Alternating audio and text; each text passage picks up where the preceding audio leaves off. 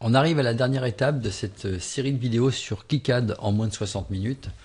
Finalement, ça aurait duré plutôt 80 ou 90 minutes. Pas facile de tout voir en 60 minutes. On retourne donc sur le routeur avec pour objectif de finaliser la sérigraphie dans un premier temps. Il manque au moins une ou deux informations. Alors pour ça, pour y voir clair, on va décocher la visibilité des couches de cuivre dessus et dessous. Voilà, comme ça c'est plus facile de travailler sur la sérigraphie. On va ajouter des repères pour les entrées et pour les sorties. Alors pour ça, je suggère de déplacer d'abord le texte de J2 et de J3, donc avec les touches M pour Move.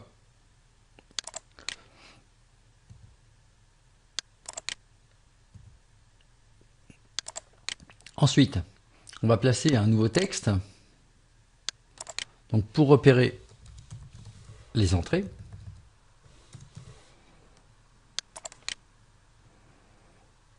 Alors ce texte est peut-être un petit peu grand, alors on peut réduire la taille, hein. On édite, et puis finalement on va mettre plutôt 1.2, 1.2 et 0.2.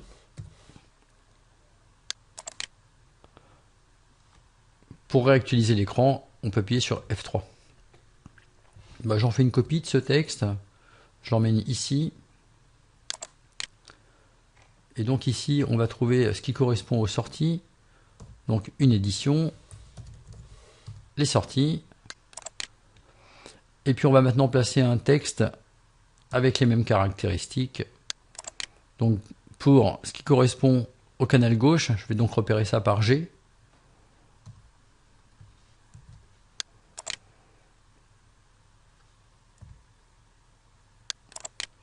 J'en fais une copie que j'emmène au niveau de la sortie gauche également, on vérifie que c'est bien la gauche.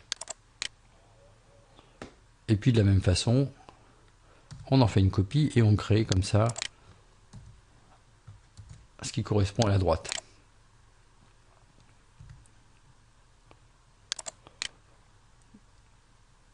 On peut faire pareil pour les alimentations.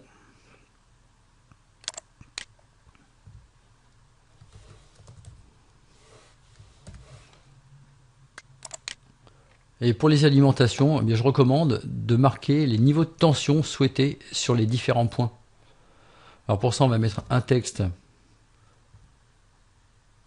toujours issu d'une copie, qu'on va placer alors par ici, Edit. Donc on aura le moins 15 volts à droite, à gauche, pardon, le 0 volt au milieu et le plus 15 volts à droite. Alors comme le texte est trop grand, on va le réduire, hein. Objectif, c'est que ça permette de bien visualiser à quel endroit on se place.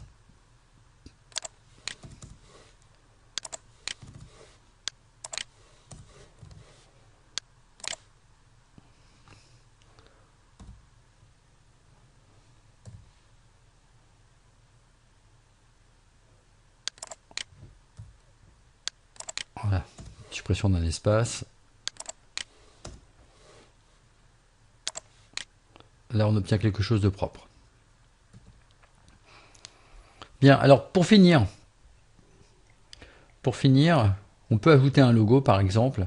Alors, on verra ça dans une vidéo complémentaire, il y a quelques opérations à faire. Donc là, a priori, on a quelque chose qui semble bien. Au niveau de la sérigraphie, on va maintenant pouvoir passer à la génération des fichiers de fabrication.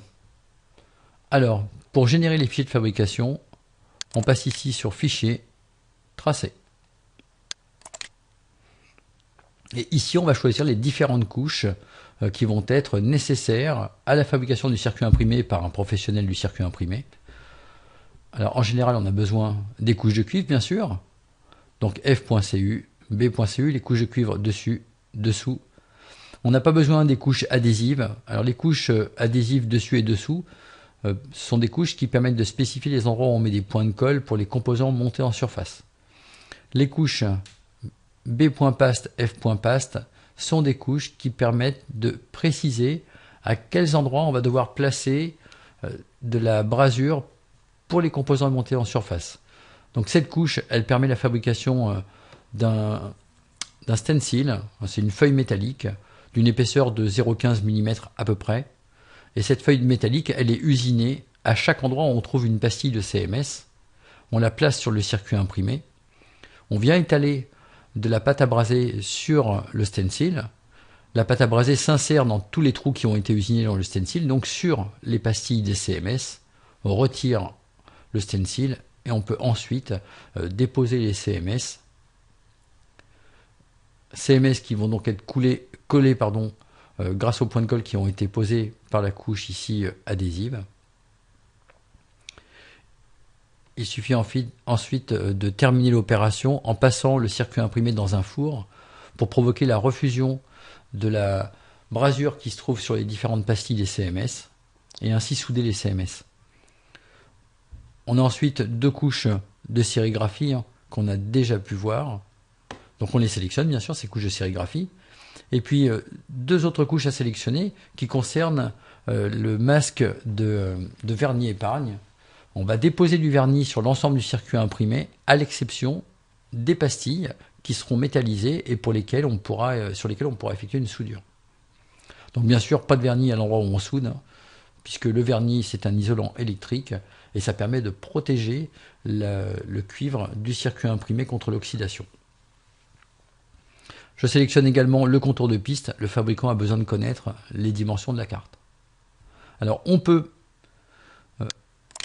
empêcher le logiciel d'exclure les tracés du contour de PCB sur les différentes couches. Bon, ça c'est pour le dossier de fabrication, ça peut être intéressant d'avoir la représentation du contour sur toutes les couches du circuit imprimé. Comme la plupart des fabricants utilisent les extensions Protel, moi je vous suggère de générer les fichiers Gerber avec cette extension Protel. Et pour finir, il est préférable d'utiliser un répertoire spécifique pour les fichiers de sortie, répertoire qu'on va appeler Gerber.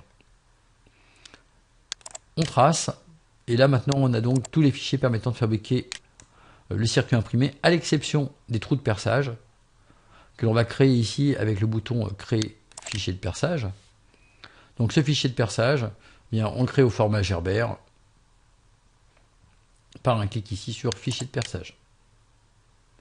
Bien, on peut fermer, et on a donc obtenu deux fichiers pour les trous de perçage.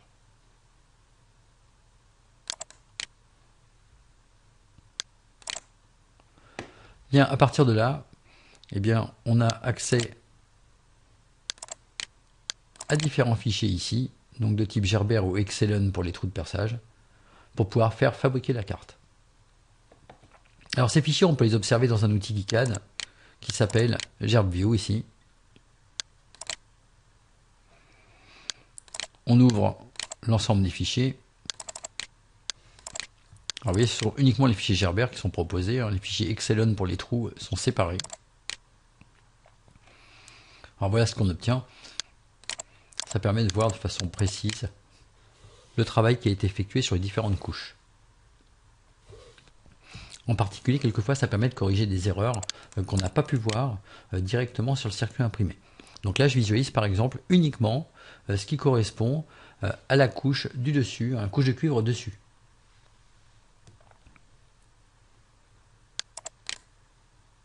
Alors là, on peut empêcher l'apparition des décodes ou visualiser les décodes. Donc les décodes sont les informations relatives au fichier Gerber. On n'a pas tellement besoin de travailler avec cet outil. Alors, on peut également donc charger les trous de perçage. Donc charger le fichier de perçage Excellen. Là on en a deux.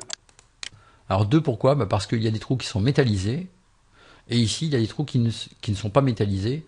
Ça concerne les trous de perçage pour les vis de fixation. Donc voilà.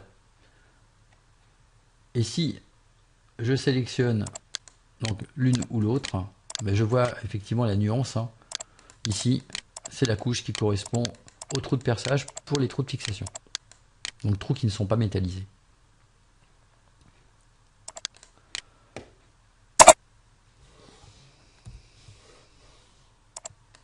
Bien, pour pouvoir passer commande, je me rends dans le dossier qui contient les différents fichiers. Tous ces fichiers, je les sélectionne et je vais les envoyer dans un dossier compressé, un fichier zippé. au nom du projet. Ensuite, je me rends chez un fabricant. Alors, vous pouvez taper Fusion PCB.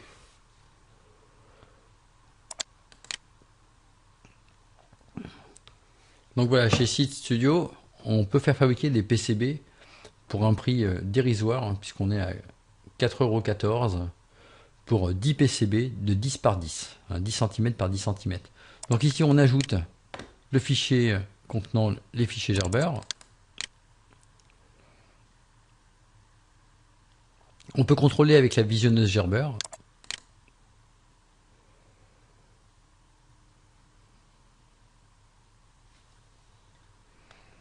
Donc voilà ce que ça donne. Alors là, en visualisant par exemple absolument toutes les couches, pareil, on peut zoomer avec la molette de la souris, visualiser ce qui correspond par exemple au trou de perçage. Donc là, ce sont les trous de perçage non métallisés, hein, ça correspond aux trous de fixation. Donc les fichiers semblent convenables, ce qui signifie que maintenant, eh bien, on peut faire fabriquer le circuit imprimé. Donc après, vous pouvez sélectionner la couleur, l'épaisseur du circuit imprimé, etc. Il n'y a pas de remarque particulière à faire. Les frais de port sont de l'ordre d'une dizaine d'euros pour un délai d'une vingtaine de jours pour obtenir les circuits. Donc pour une quinzaine d'euros, on obtient 10 circuits avec un standard de fabrication professionnel. On en termine là donc pour cette série de leçons sur KiCad qui aura finalement pris plus d'1 heure malheureusement.